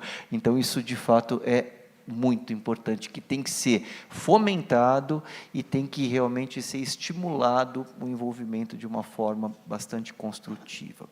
Uma outra questão, vai pegar realmente nessa questão que eu coloco para vocês, inclusive no nosso tema, vocês imaginam o que significa, em termos de saúde pública no nosso país, a gente, por exemplo, oferecer de rotina 5 aplicações de radioterapia, começando na segunda e terminando na sexta, sendo que no passado nós fazíamos 25 a 30? Vocês conseguem imaginar o que significa isso em relação ao conforto para todas as mulheres? Redução de custo e aumento da capacidade produtiva de cada equipamento que nós temos dificuldades hoje no país? Faz sentido num país como o Brasil isso? Meu Deus, se faz. Tá? Então, de fato, nós estamos caminhando nessa perspectiva, e aí, Fernanda, tem um ponto de inquietação. Sabe qual é? Conversei recentemente, inclusive, com o pessoal do Ministério, né? Nós temos um caminhar aí, porque a gente não pode ainda fazer, em função das limitações dos dados que nós temos, para todas as mulheres de forma irrestrita. Tá? Por exemplo, mulheres que têm uma doença um pouco mais avançada, que precisa tratar uma área, não só a mama, mas uma área um pouco maior, ou que tem a reconstrução mamária imediata, a gente ainda está caminhando nesse aspecto. Tá? Ou mesmo quando tem que fazer o boost, o reforço de dose, nós estamos caminhando nesse sentido. Não seria, obviamente, extremamente produtivo se nós desenvolvêssemos um estudo, até mesmo financiado e suportado pelo próprio Ministério, para fomentar de uma forma acadêmica, não é? Isto, só que infelizmente a gente não consegue. Não consegue por quê? Porque a gente barra com 2 pontos principais. Primeiro, legais, tá? Que está absolutamente associado que o SUS, normalmente, não pode custear, tá? Estudos de intervenção, isso é um estudo, iniciativas de intervenção, tá? Na Inglaterra, quem faz esse tipo de estudo, quem paga, é o governo. No Canadá é a mesma coisa, eles são a fonte pagadora, pelo amor, eu não consigo entender. E aí bate na segunda dificuldade. Como que vai fazer legalmente hoje no Brasil? Tá? Como que se vai pagar essa conta se está implícito que não pode ter custo adicional? E para a radioterapia, a gente não tem fonte pagadora. A gente não tem indústria farmacêutica interessada em suportar por motivos óbvios, entende? E aí vem a importância da possibilidade de projetos como Cura para tentar viabilizar algo nessa magnitude. Mas eu não tenho dúvidas de que uma força-tarefa em conjunto, tá? Com a participação ativa de vocês, pode nos ajudar a caminhar nesse sentido. Eu vou dar um papel aqui de madre superiora, tá? Então, assim, acho que a gente está colhendo frutos, né, tudo que está sendo falado aqui, fico emocionada e feliz, frutos de uma instituição, né, chamada Instituto Projeto Cura, que plantou a semente, né, vamos falar de pesquisa com população leiga, tá? E a gente precisa, olha que legal, hoje a sala cheia, médicos na plateia, conosco apoiando, ONGs apoiando, pacientes apoiando. Então, o meu lado madre superior é fazendo todo mundo entender que as coisas não são fáceis, né? E para a gente continuar melhorando, a gente precisa cada vez mais conhecer um ao outro, não competir e se unir, né? Então, em relação às influencers, as pessoas que estão em alguma ONG ou não estão, e que agora começam a entender a importância da pesquisa e levar essa informação para o seu nicho, para o seu público. Não é só levar a informação, não é só, agora eu faço... Não, vamos nos capacitar. Não basta só a gente ir no evento, a gente tem que ler, tem que fazer curso, né? Por que a Gabi está aqui? Porque conheço a Gabi, vejo o aprofundamento que ela tem para poder estar conversando com a gente e estar entendendo que a gente não vai entender da molécula, a gente não vai entender da proteína, porque a gente não estudou medicina. A gente tem uma outra força-tarefa nessa luta. Tá? Então, não é só a gente ter, oba, legal, cheguei no hotel, postar a foto do hotel, do jantar. Não, nós temos que estudar. Então, mensagem para nós aqui, né? Mensagem para a indústria farmacêutica. Não tenho problema nenhum de falar isso. É muito difícil para o Cura conseguir recursos para fazer eventos e conscientizar, engajar a sociedade. Por quê? Porque até então, a indústria, a área de patient advocacy, agora começa a nos entender. Não entendia por que uma ONG falava de pesquisa. Quem fala de pesquisa é médico.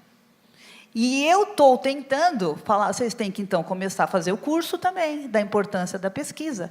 Não podemos só falar com a população sobre acesso. Nós temos que falar que o acesso é fruto de uma pesquisa. Porque o paciente, a sociedade começa a se envolver e entender muito antes do acesso, né? E também é importante, agora, o lado mais superior, com os médicos, né? Vocês precisam nos apoiar nossas ações, porque se vocês não nos conhecem, a gente não pode, junto, brigar pelas causas que vocês precisam, governamentais, apoio de outras fundações internacionais, e por aí vamos, né? Então, quando o Cura nasceu, com a minha vinda CPF e depois, em 2019, com o CNPJ, eu achava que o problema do Brasil era só recursos para financiar estudos da rádio, ou de qualidade de vida, ou, enfim, outros. Mas não, são muitos gargalos, né? Tem acho que a Paula talvez vai lembrar que a gente fez uma ação para voltar o Pronon, outra para aprovação de lei, que era o hashtag derruba o veto não sei das quantas, né? Era a Fernanda sozinha em Brasília falando com parlamentares sobre a importância dos recursos, ou a importância do BRCA1, ou seja, se a gente não entender com profundidade, com conhecimento, a gente não tem como argumentar. Então, o nosso propósito só vai realmente ser levado para frente com argumentação, com conhecimento, né? E a gente precisa de vocês, porque a indústria fala com vocês, médicos, ela tem interesse em vocês, né? Então, elas também têm que ser conscientizadas. E a SBOC colocar agora o paciente, eu me sinto muito feliz, porque a gente está há 3 anos fazendo eventos na SBOC. E a gente tem que fazer com o público da SBOC, que são os médicos, né? Por quê? Porque só entrava membros da SBOC que eram médicos ou profissionais da saúde. A Lu, por exemplo, que está coordenando o comitê de pacientes, ela é engenheira de formação. Então, como que alguém do cura eu não posso levar? Então, olha que importante, quando a gente entende todo o cenário e a gente vai entendendo o gargalo, né? A Interfarma tem a regra de que paciente não pode estar, então o stand não pode estar, então não pode ir. Agora estamos tendo um evento dentro do evento, paralelo ao evento médico. O ano passado, a gente fez no anexo do outro prédio, porque o paciente não podia entrar na área onde estava o médico. Então, o cura, gente, é a instituição que toma os tiros. A gente é vanguardista, com muito orgulho, porque a gente acredita que a pesquisa é uma inclusão social e beneficia a toda a nossa população. Agora, queremos perguntas da plateia. Ok, nossa senhora, que bom. Esse é bom a gente falar menos, que aí eles falam mais. E eu quero também depois ver muito papelzinho ali com ideia de pesquisa, gente. Vou ficar muito frustrada se eu no final do dia falar, não tem população, não tem nenhuma ideia. Bom dia, gente. Meu nome é Paula. Eu estou no Cura desde 2017. Também vou fazer 10 anos. Eu tenho um blog chamado Mão na Mama já há 15 anos, né? Eu tenho câncer de mama em 2010. Já participei de muitos eventos, e todos os eventos eram sempre uma sala anexa, né, dessa questão, né, de participação de paciente. Quero assinar embaixo da fala de Fernanda também. E sempre era separado. Primeiro só para jornalistas, depois com influencers. E tinha, 5 médicos, 2 médicos, em vários eventos. Hoje em dia já tem pacientes, né, como Cara Magalhães, a Linda já foi também para um evento da SBOC, e agora, as mesmas pacientes também, né, tem isso. Né, não tem, as outras não têm oportunidade também de estar, né? Não estou nem falando de mim, mas, na verdade, das outras.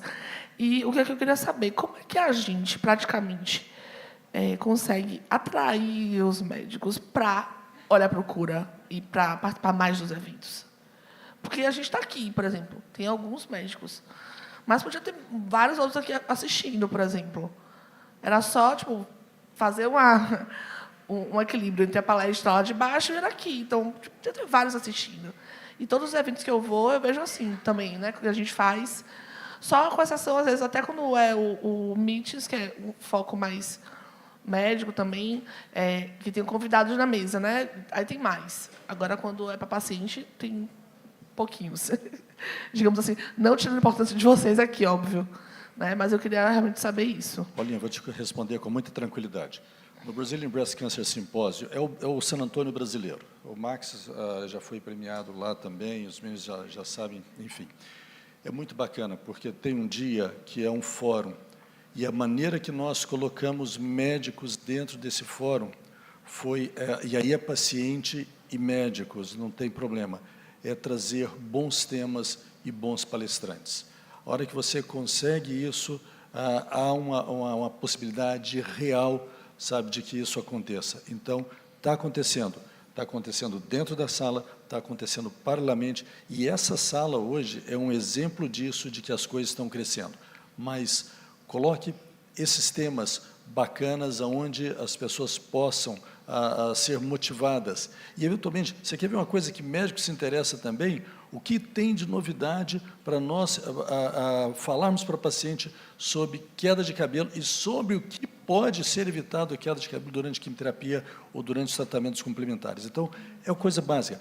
Pele, o que o médico pode falar para o paciente sobre pele, em termos de quimioterapia, os cuidados, para nós também é importante. Parece coisa, não, todo mundo sabe. Não, nós não sabemos de muita coisa. Essa união faz a diferença. Post-it lá, escrevam. Não estou controlando quem é a regra, quem é. Bom dia. Doutores, eu sou a Fabiana, eu sou paciente e sou presidente e fundadora do Instituto Olhar Rosa. Eu tive câncer de mama aos 23 anos, em 2006. Depois eu tive câncer de mama aos 36 anos novamente. Eu tenho a mutação no BRCA1. A minha mãe teve câncer de mama, a minha irmã teve câncer de mama. E o que eu quero falar?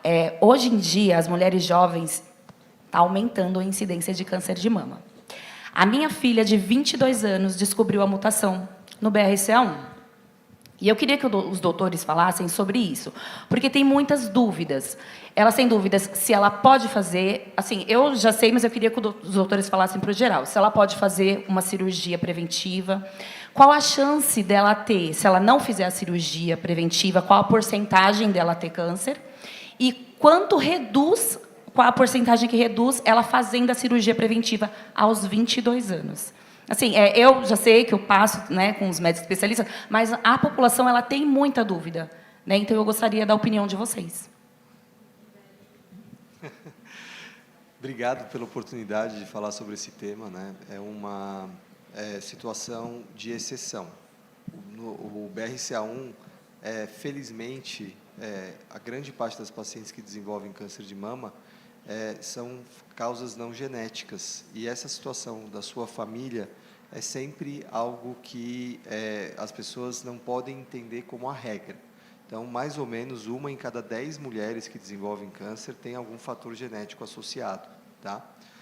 Dito que é um cenário muito especial, precisamos de tratamentos também especiais. E não basta só você olhar para a presença ou ausência de mutação. Você tem que colocar em contexto da família como que essa mutação está se manifestando na família. No seu caso, seu primeiro diagnóstico foi com 23 anos. Então, nós temos que levar em consideração a idade que apareceu a doença na pessoa mais precoce da família, para tentar guiar qual que é a idade que as outras pessoas precisam fazer. Então, a sua filha de 22 anos, como está muito próximo do seu diagnóstico, ela já pode sim considerar realizar a cirurgia profilática. E a cirurgia profilática reduz em 90% a 95% o risco de desenvolvimento de câncer de mama. Então, uma paciente com BRCA1, que ao nascer com essa mutação, pode chegar até aproximadamente 85% de ter câncer, por cento de chance de ter câncer ao longo da vida. Com essa cirurgia, esse risco cai para menos de 5%. Então, é um benefício gigantesco. Mas não costuma acontecer tão cedo assim. Então, não é toda paciente com BRCA que precisa fazer cirurgia aos 22 anos. A maior parte das pacientes costumam começar a ter diagnóstico a partir dos seus 35, 40 anos de idade. Então, normalmente, a cirurgia não acontece tão cedo, mas no seu caso precisa particularizar, e no seu caso, se ela passasse comigo como oncogeneticista, eu estaria recomendando a cirurgia nesse momento, se ela tivesse interesse. E uma coisa só para finalizar, a cirurgia não é a única alternativa. Nós não podemos colocar isso porque isso afasta as pacientes da testagem genética, porque elas acham que essa é a única forma. Pacientes que têm histórico familiar e não querem fazer cirurgia de jeito nenhum, procurem ajuda mesmo assim, porque nós temos como fazer um rastreamento intensivo para fazer diagnóstico precoce e tratamentos muito, muito eficazes, e nós podemos usar, às vezes, medicamentos para redução de risco de câncer de mama, sem a necessidade de fazer a cirurgia em alguns cenários. Então, não fiquem paralisadas com medo em não querer realizar uma investigação genética, pensando que a única alternativa é a cirurgia. Bom dia. Doutor Gustavo, eu sou a Dani Veiga, eu sou uma ativista e uma paciente lá do Amazonas. E o que você trouxe da radioterapia foi maravilhoso. Eu tive abandono do meu parceiro, como muitas das mulheres, durante a radioterapia. Se eu tivesse tido 5 sessões, eu teria sofrido menos, porque eu fui para 26 sessões sozinha. eu queria muito deixar que a radioterapia é muito além do que a gente faz de processo, da rotina. Tem muita coisa por trás. Fernanda, muito obrigada. Isso aqui é algo grandioso. Você, Luciana, Camila e toda a equipe da Novartis e do Cura Talks, o que estão fazendo por nós pacientes é algo extraordinário. Eu quero deixar minha gratidão de forma bem clara. Doutor Rodrigo, eu sou uma paciente BRCA e em 2021, na falta de cilindro de oxigênio no Amazonas, que saiu em todo o Brasil, o número de óbitos, eu descobri um câncer. E naquele mesmo janeiro de 2021, não existia uma clínica que fizesse teste BRCA no Amazonas. 4 anos, 5 anos depois, existe uma particular. Então, se a gente não está no grande centro, se a gente está no extremo do país como eu, às vezes o acesso não é tão igualitário. Gabi, os médicos, doutor Rufo, tá? Maravilhoso, mas quando você falou, o paciente no centro de tudo, todo mundo que eu percebi que estava aqui mexendo ou fazendo algo, parou para te ver. E o que eu queria deixar é que tragam as pacientes e que realmente a gente precisa fazer parte. A fala da Fernanda foi perfeita. Isso é inclusão social. Essa era a minha participação. A Dani eu conheci o ano passado num evento que a gente fez. Ela veio para uma consulta e veio para o nosso evento.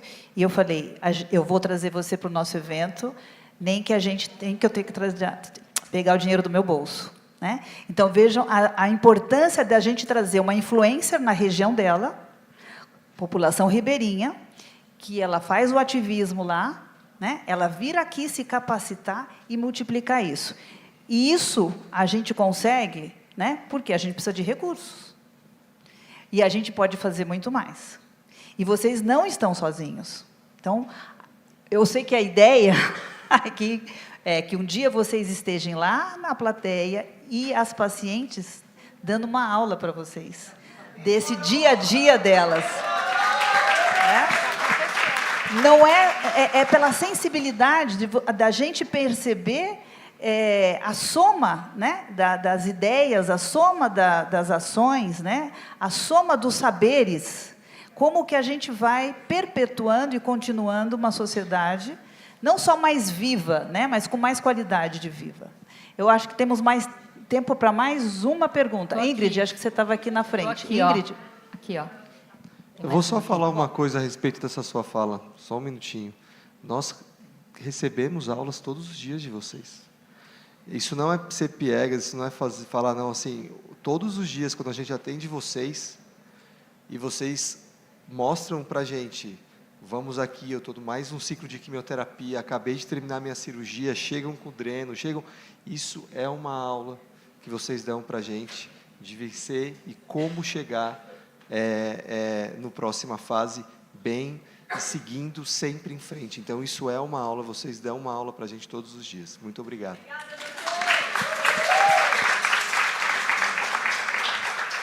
Muito obrigada pela fala de todos vocês. Dr. Rufo, estarei com vocês no BBCS. E o que eu quero trazer é o seguinte, nós, no Instituto Oncosuperação, trabalho com a doutora Fabiana Maquidice, doutora Solange Sanches, num instituto que leva a reintegração social para a mulher com câncer de mama. Um dos pilares da reintegração social é o trabalho. E cada vez mais temos pacientes jovens com câncer de mama com uma chance muito grande de ser reintegrado ao trabalho. E existe uma pesquisa que apenas 60% dessas mulheres conseguem voltar para o mercado de trabalho, e dessas 60%, só 25% voltam na mesma posição. E esse estudo, né, Bush, traz para essas mulheres, né, uma possibilidade maior de não ter recidiva. Acontece que quando a mulher descobre o câncer, ela não sabe sobre a doença.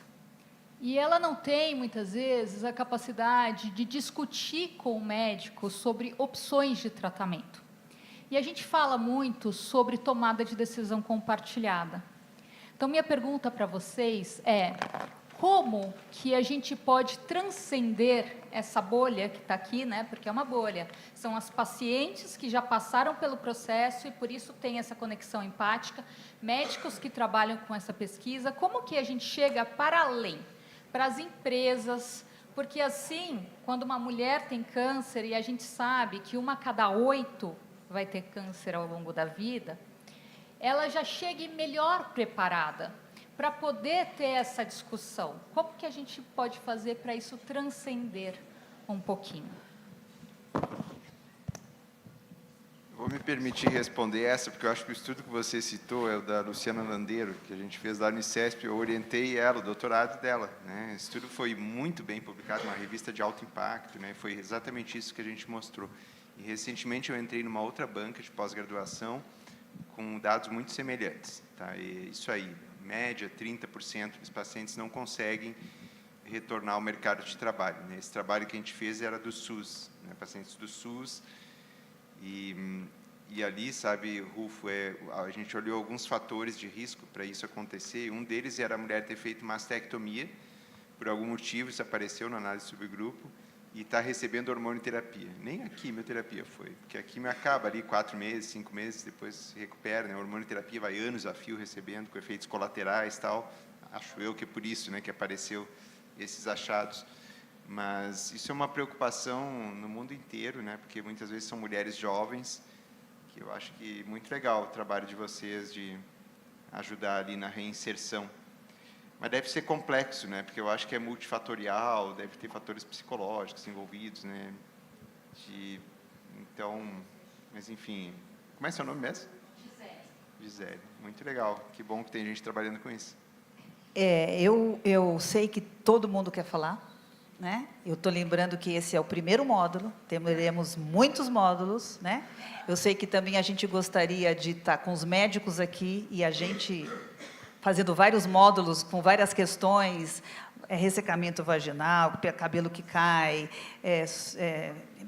retorno ao trabalho, enfim, tem uma série de assuntos, né, que a gente gostaria de estar aqui lidando, inclusive, às vezes até a opção, né, de não continuar o tratamento. Eu tenho convivido com pessoas que já estão há anos em tratamento metastático, tipo, será que eu vou continuar?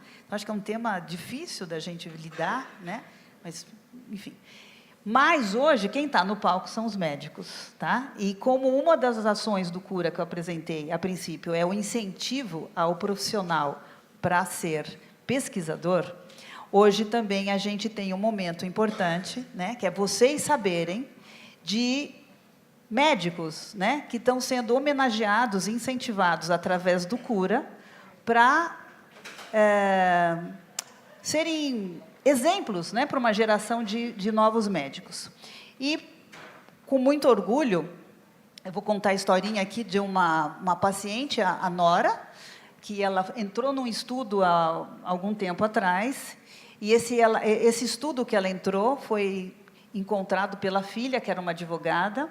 Ela tinha uma prótese mamária, e ela tinha um problema no seio, e nenhum médico encontrava exatamente o problema que ela tinha, e a filha ajudou ela a encontrar um estudo no MD Anderson, com o doutor, esqueci o nome agora, Roberto Miranda, que ele é um peruano, e foi daqueles primeiros estudos da prótese mamária causar câncer, né?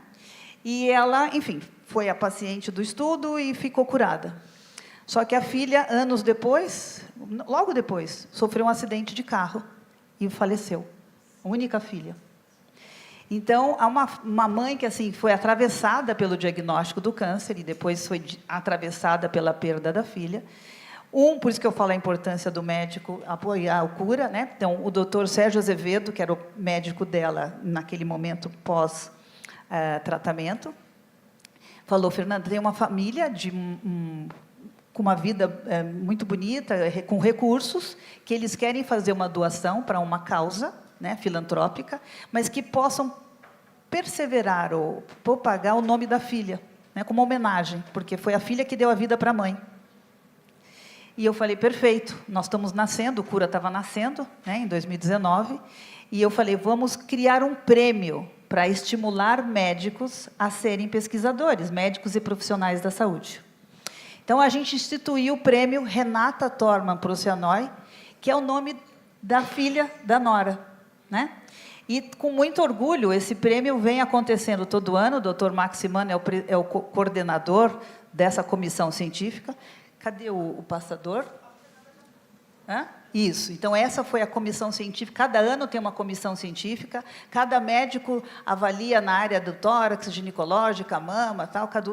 Que trabalhos? Os trabalhos que os médicos brasileiros inscrevem, submetem na ASCO, American Society Clinical Oncology, que é o maior congresso de câncer do mundo, né, que acontece em Chicago.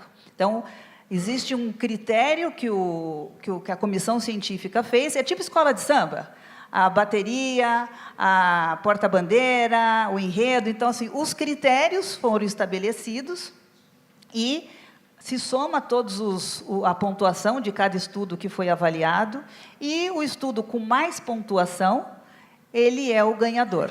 Então, nos anos anteriores, já mostrou, Camis, quem ganhou nos anos anteriores? Então, já tivemos 6 edições, né? O primeiro foi o Dr. Tiago Bueno, e a cada ano a gente escolhe um. A doutora Luciana Landeiro, que vocês acabaram de mencionar, foi o terceiro ano, em 2021. Este ano, o ganhador está aqui conosco, o Dr. Rufo Freitas. Então, ontem, ele já sabia, porque a gente sempre faz uma surpresa, né, tipo The Oscar Goes To, mas ele já sabia, porque a gente anunciou ano passado, mas a gente não pôde estar presente no mesmo espaço.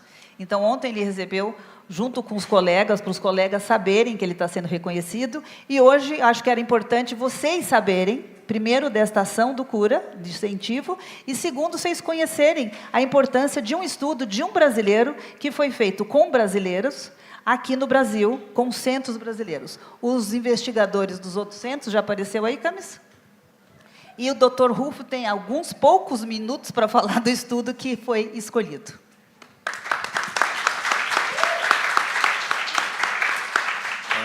Eu não vou me furtar e vou falar de pé. Você se lembra quando você falou do Amazonas, da dificuldade que é? Muito bem. Esse estudo, e eu agradeço demais ao Max e à comissão, a Elô está aqui, e a Fernanda por agraciar o prêmio, Fernanda. Mas a grande questão é o seguinte, é um estudo em que nós sabemos da dificuldade para a mulher brasileira de fazer rastreamento, de fazer mamografia, dessa dificuldade não é só no Amazonas, aqui em São Paulo, se você pegar em Embu das Artes, quase 60% das mulheres em Embu das Artes têm estágio 3 ou 4, ou seja, o tumor ao diagnóstico já é maior que 5 centímetros, é maior que uma laranja paulista, vamos colocar bem claro. Então é isso, não é só no Amazonas, é no Brasil inteiro. No meu estado isso é 70%. Então, nós pegamos e passamos em um estudo é ciência, estudo randomizado, porque eu não queria que médico nenhum e o Conselho Regional de Medicina perturbasse a minha vida e perturbasse a vida do estudo, e nem também o Conselho de Enfermagem, enfim. E aí eu passei a treinar agentes comunitários de saúde em um estudo clínico. Essas meninas foram ensinadas a palpar a mama das mulheres que elas já visitam. E, além disso, desenvolvemos 2 ferramentas eletrônicas que foi apresentado na ASCO. Uma, onde essa menina tem na palma da mão. Se ela achar alguma coisa na mama daquela mulher que ela já está visitando, ela já entra no seu Palm Top e já conecta com a unidade de saúde. A consulta já está marcada e o dia dessa mulher ir para lá. Aí ela passa a ser, não uma mulher, ela passa a ser uma paciente, já em unidade secundária. E, a partir daí, então, um outro dispositivo eletrônico chamado Rosa Watch, que monitora o tempo de cada ação.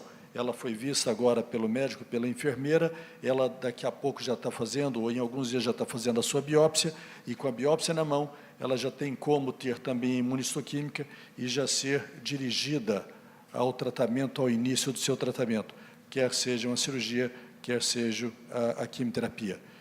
Nós conseguimos, nesse estudo, em análise preliminar, reduzir pela metade, de 60% os tumores avançados para 30% nesse grupo.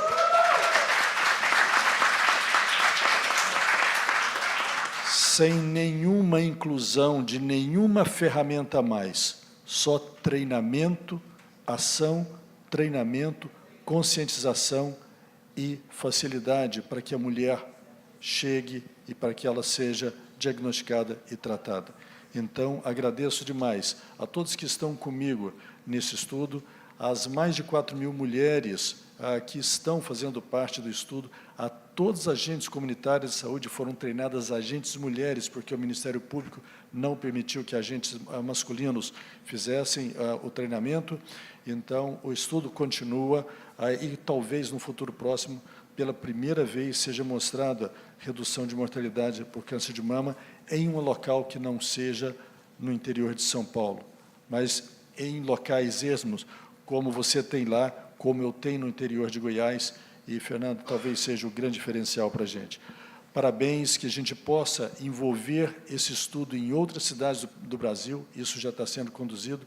Uma vez mais, obrigado pelo carinho de vocês, pela escolha, para que a gente possa continuar. Parabéns.